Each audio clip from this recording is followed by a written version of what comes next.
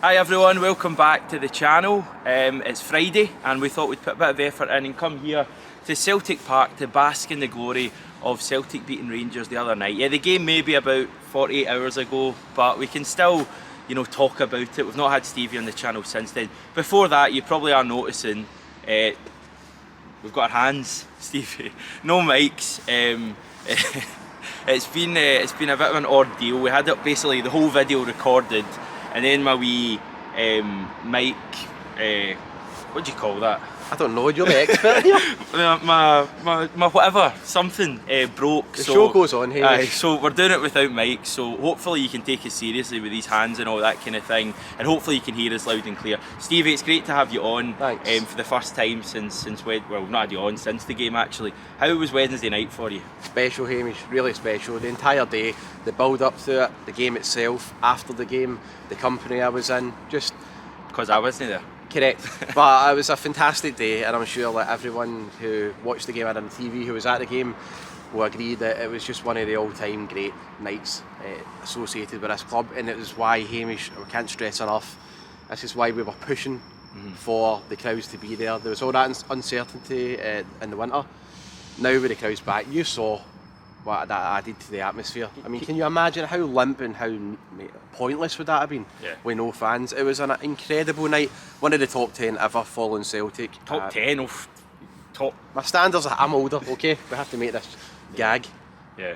And you think what a certain team in Glasgow, who will remain nameless for this, wanted to play that game with no fans. So, but to be fair, when you see the way their players reacted, you can probably see why. Right, we're going to make this video a bit of a Q&A video, just so we don't go over too much old ground. I've been on the channel, every day since the game, so I want to get some new kind of views and things. So we're going to make it a Q&A video. Before that, we've been getting so many new subscribers on the channel since full time. On Wednesday, we were trying to get to 25,000 subs before kick-off. We're now at way over 25,300, so we've had, I think, way over 400, near 500 subscribers in the last 3 or 4 days since the start of February. So welcome to the channel. If you're not yet subbed, you know what to do. We are 67 Hill Hill, we're all Celtic fans.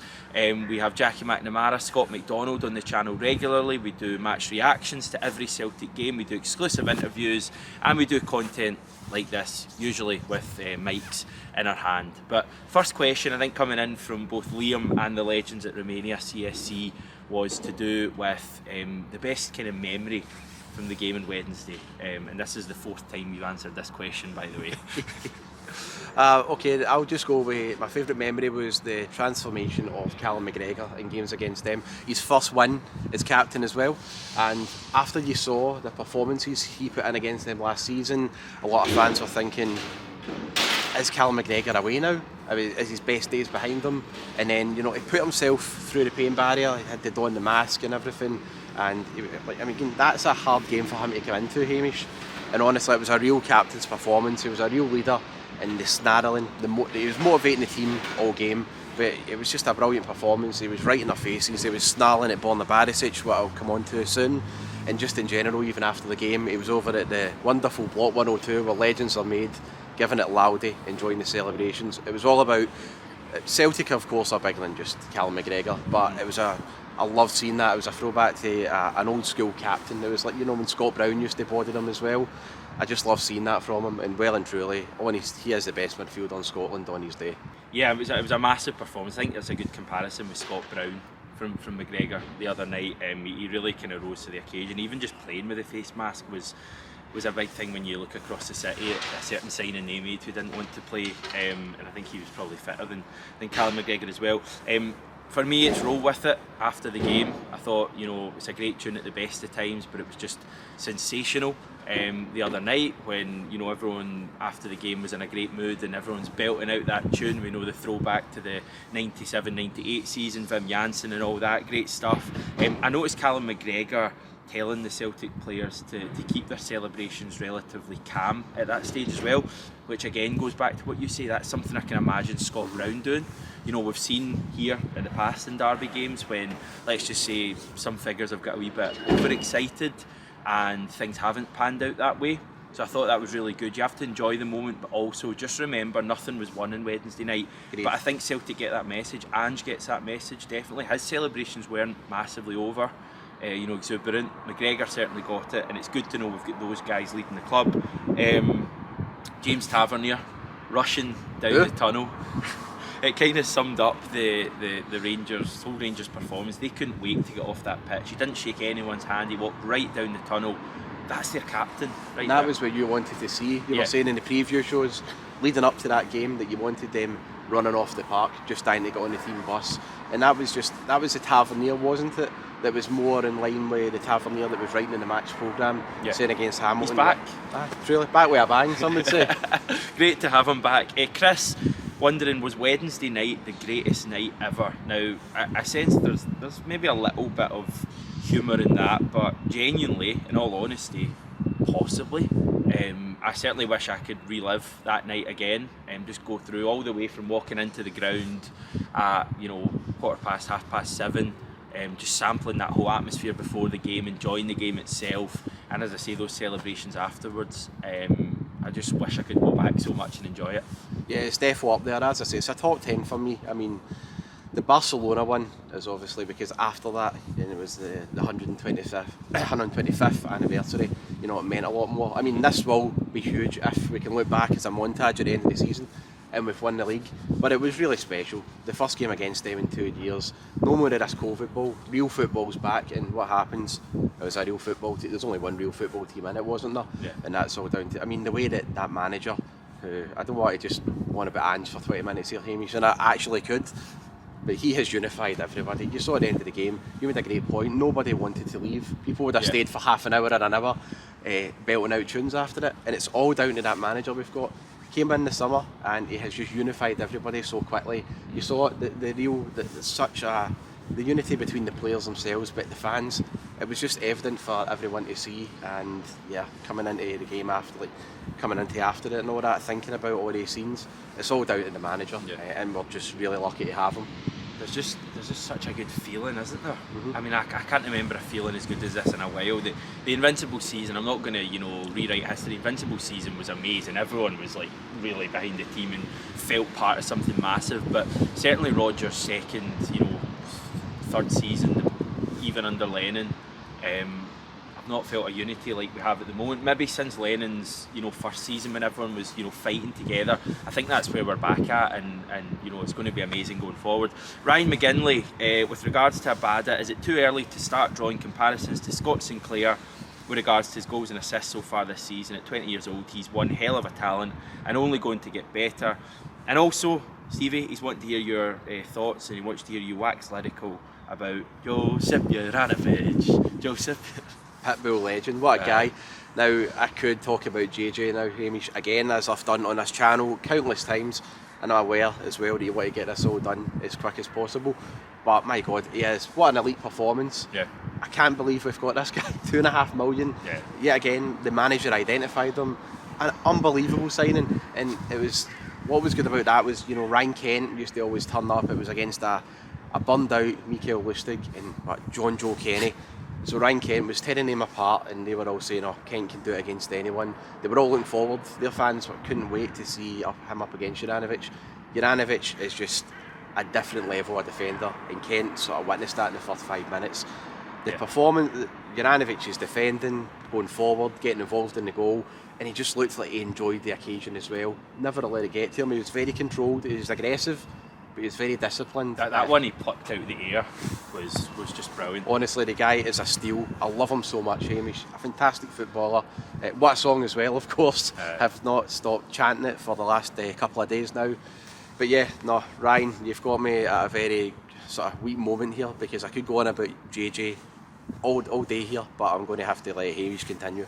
Well, I'll take the Abada point then. I think there's definite similarities between Abada and Scott Sinclair. There's differences as well. I think, Sinclair, you can very much picture what he would do, left-hand side, cut in. Abada, I think, can go either way, whereas Sinclair was very much cutting inside.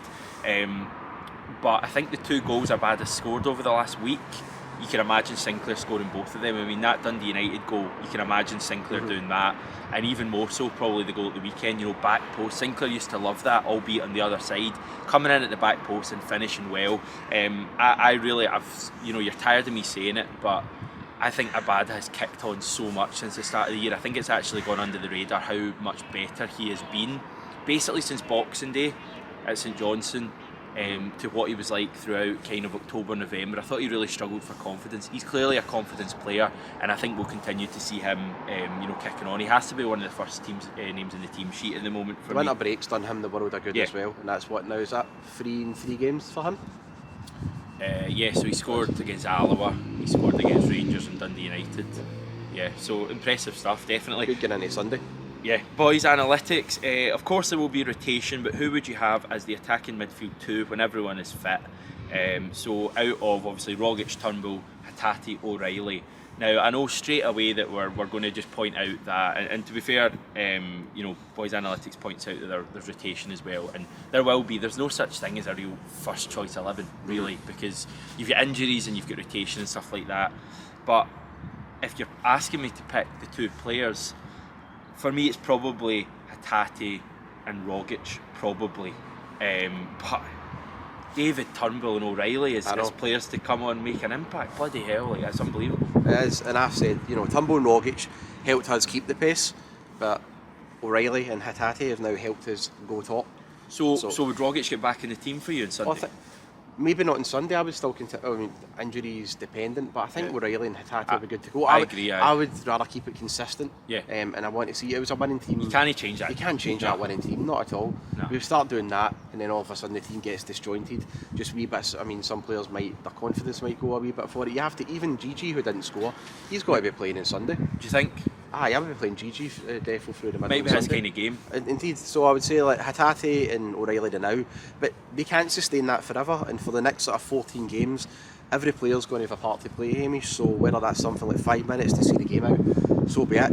Every contribution is going to add up, and here's how I see it. So the start of September, right, we were all up in arms at the lack of options in midfield. Now we've got options getting into such a crucial point of the season. It's tantalising, isn't it? It's just night and day from when we did that transfer window one back in the end of August. Look at where we are now. It's credit to the manager and the recruitment team just for getting those players in early in January as well. That was a massive deal for us. Do you think Rogic and O'Reilly could play in the same team, or are they too similar? We don't know yet. It's hard to say. I mean, I'd like to see the both of them in the same team. I think if they two are in the same team, what is so important though is Callum McGregor's got to be the player behind them. I wouldn't have anyone else but McGregor. Yeah. That's for the balance of it. I would have to have McGregor in there. But I mean, it might end up coming to that. We might get more injuries, could be suspensions. Anything's possible, Hamish. But whoever is in midfield now under the manager, I trust them, and because there's a system there. And the squad seems settled, and I reckon they all know their roles and they're going to do fine for the rest of the season. And you've still got Hidiguchi to come back in as well, who I feel might surprise some people. I think people have almost just kind of written him off as the third wheel of the Japanese signings we make, because the other two have been so hyped, and Hatate's obviously started so well. But I think Hidiguchi can offer us something as well. It's just so exciting. Muzza, on a similar note, was wondering, where does Julian fit into Ange's plans, considering how well Starfelt and CCV have done this season? It's just the same thing, isn't it? I mean, you don't change it right now, but Julian, there's your challenge. Work your way back into that team. Said the same thing, mate. It's just Julian now has to be ready. The manager's always said that. I know it's a different point, but look at Barkas when he came in against St Johnstone. The manager always said, no matter what, I want players to be ready. So Julian just has to be, and if he does get his chance, he just has to work hard, stay fit, and if he does get his chance, he's got to take it. It's going to be Wraith Rovers, isn't it? That's going to be when we see Julian. Yeah, you'd think so. But right now, I mean, that defence, it's all about CCV and Starfelt. The two of them have worked so hard to get us to the top of the league. And now Julian's just got to be patient, and that's it. And they were brilliant on Wednesday night. Fantastic. Web Zep 87, you'll like this one. What's financially valued higher, Ryan Kent or his yearly supply of Monster? You know, someone, I think it was a boy Adam on Twitter, genuinely called Ryan Kent Cal the Dragon. Fantastic patter. You know, I don't really want to spend a lot of time talking about Ryan Kent, but talk about Monster then. You a fan? I'm a Red Bull man all the way. I think you know that. You are actually. My Red Bull was usually does taste it. It's like glorified petrol, shall we say? But it was very sweet on Thursday morning. I don't get the fuss about energy drinks, to be honest. It's got to be freezing cold. I just don't like them. They don't make me feel good. Just have a coffee if you're tired. Should we all just grow up? yeah, grow up if you're an energy drink fan, and Ryan Kent, grow up as well. Yes, seconded. PJam 67, Ange coming over to, I like this one, Ange coming over to Scotland on his own is a mirror reflection of his dad's journey from Greece to Australia. As someone once said in a podcast, there is a symmetry at play. Ange doing something special at a club founded by immigrants. I actually started Ange's book, Changing the Game, last night. I'm a very slow reader, so I'll probably finish it when he's lifting the quadruple above his head in May. But it's actually the first chapter's all about, you know, his family, you know, leaving Greece. I think he was 5 or 6 years old, to go over to Melbourne, and you know, he really kind of paints a picture of real struggles for them, not being able to speak the language. Obviously it's slightly different, he's not coming to a new country, but certainly in Japan he wouldn't have been able to speak Japanese, I don't think, when he worked in Japan. So he's clearly a guy who takes a massive risk, and I think he's kept saying he wants people to buy into it, and Celtic fans are so bought into it now. There is no one questioning Ange, which I think in itself is a major achievement. When he came in, everybody was questioning Ange. There was not one person really looked at that and went, that's an absolute guarantee, he'll be an absolute sensation, apart from maybe some Australians who had seen him before. Yeah. But in terms of Celtic fans here, there wasn't. Now that is just completely flipped. Everyone is fully behind Ange, and that's just the beginning on Wednesday night.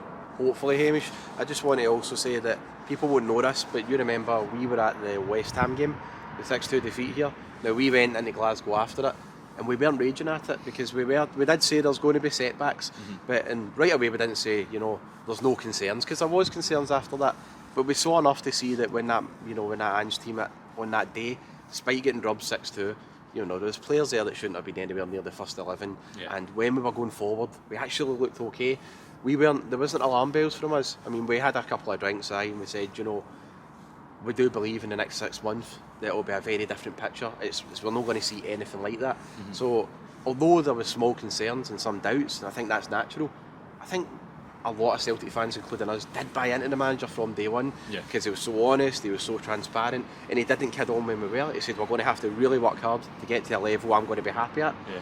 But that's a good thing. He was setting standards for day one. And he also signed exciting players. I mean, that helps, because there's nothing that excites you more as a football fan than seeing new signings. Remember the Michelin game, the first game, he came out, there was only 9,000 inside the ground, and it was an hour before kick-off, so there was probably 3,000 or 4,000 in the ground, and the noise the Celtic fans made right from that point was massive, and we've just kicked on from that point. Stephen, at that guy again on Twitter, do you think Greg Taylor's performance against them will change people's minds about his abilities? And why is Joe Hart the best signing we've made in Ange's time? He's one of the best signings. Joe Hart, I mean, could probably played without him the other night, but yeah. Genuinely could have. And Greg Taylor, now Stephen passed on some stats as well. Taylor made the most tackles, 8, the most interceptions, 5. He won the most duels, 12 out of 13, and he suffered more fouls, 3, than any player on Wednesday night. I mean, it was a really, really impressive performance. For me, he set the standard on Wednesday night, Greg Taylor. He set his standard, and he set the standard for a Celtic left back. And if he can keep to that standard, you know, forget about signing another left back, because if he plays like that every week or every match, we've got a hell of a player. It's just about keeping that standard. I think consistency's kind of been his issue. Well, you look at Tony Ralston as well. Now everybody was saying Ralston. I mean, when Juranovic was at left back, Ralston was overperforming possibly. People were saying there's no way Juranovic gets in at right back, but that's the key thing. It's alright having a one game like that, but you've got to sustain it, and that's why, you know, you look at Callum McGregor, the high standards he's set. He had a few bad games last season, and all that, and then people write them off. That's just the level he's at. So I think with Taylor, I was happy to say, you know, I was proven wrong with him. I thought that he was the concern on Wednesday, but what a performance he put in, and I'm very happy to be made to look like an idiot.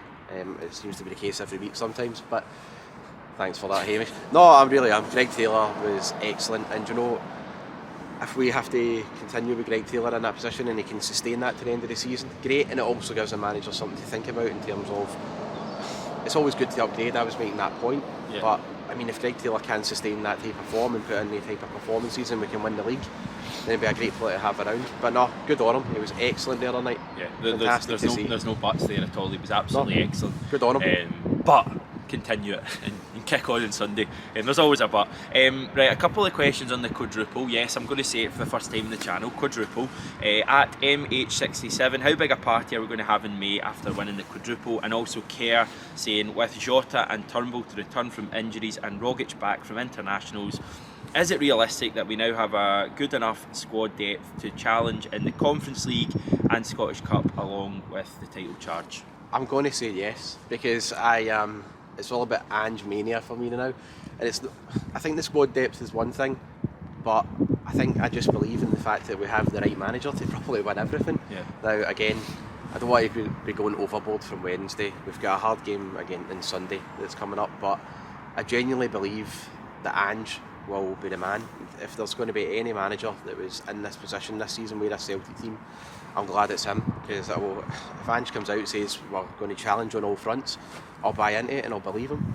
And I think we have got the squad for it. Hopefully we can cut out these daft injuries we've had as well, and the rest of the team can stay fit. Because if you're getting into games like against Raith Rovers in the Scottish Cup, you want to be able to change it up a wee bit, get into more important matches as well, and I think the manager will hopefully see that as the case to bring in some of the fringe players too. But there's no reason why we can't do it. Everybody's on a high, the players' confidence is through the roof, and it's just about keeping the players' confidence like that, and the fans will get right behind them as well. So I'm going to go and say aye. Good. I've noticed more people chatting about the Conference League again. I think it's just because the games are coming up. I think it's less than 2 weeks now. A lot of focus was on the Rangers game, and now that's done with, people are kind of starting to look forward a wee bit. And a wee reminder of some of the teams that we could face. This is a graphic I made a while ago now. That Vitesse Spurs situation has since been sorted out. Spurs are now out of the competition. And obviously Bodo Glimt, we know we're facing them in the first round, but you look at all the teams there and there's not a hell of a lot to really make you too fearful. I mean, not many teams on that list would deal with us the way we played on Wednesday night. It started raining here, by the way, so you're getting treated to us getting absolutely soaked as well as not having mics. So we'll move it on swiftly. Munis on YouTube, or maybe it's Munis, wanted us to chat about Chris Boyd's comments on Callum McGregor. Have you seen these? I saw a snippet of it. I tend not to listen to Chris Boyd too much. It was in the Scottish Sun today. He said, look at Celtic, Callum McGregor played with a fractured cheekbone. The fact he managed to get through the 90 minutes without anyone testing out that face mask is another story, but his commitment to the team was tremendous.